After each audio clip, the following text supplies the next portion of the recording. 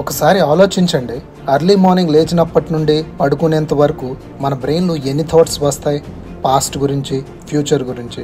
ఒక థాట్కి ఇంకొక థాట్కి అస్సలు కనెక్షన్ లేకుండా ట్రావెల్ అవుతూనే ఉంటాం.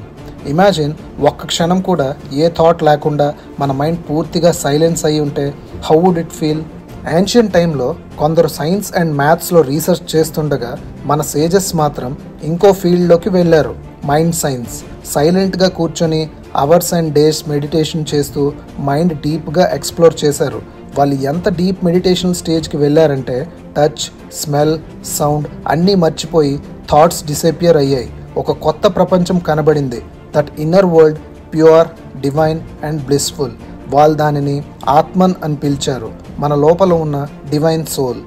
ఇంకో రియలైజేషన్ ఏంటంటే బయట ఉన్న ప్రపంచం కూడా మౌంటైన్స్, రివర్స్, గ్యాలక్సీస్ చేంజ్ అవుతూ ఉన్న దాని వెనక ఒక చేంజ్లెస్ రియాలిటీ ఉంటుంది. దాన్ని బ్రాహ్మణ్ అని పిలిచారు, the eternal divine ground of existence. And then came the greatest discovery, Atman is equal to Brahman. మన లోపల డివైన్ సోల్ మరియు బయట ఎటర్నల్ రియాలిటీ రెండూ వేరేవి కావు, దే ఆర్ వన్.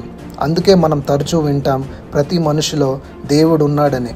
ఇది ఒక కోట్ కాదు, ఇది ఒక రియలైజేషన్. ఈ రియలైజేషన్ ఈజీ కాదు, కానీ సేజెస్ ప్రూవ్ చేశారు ఇది పాసిబుల్ అని.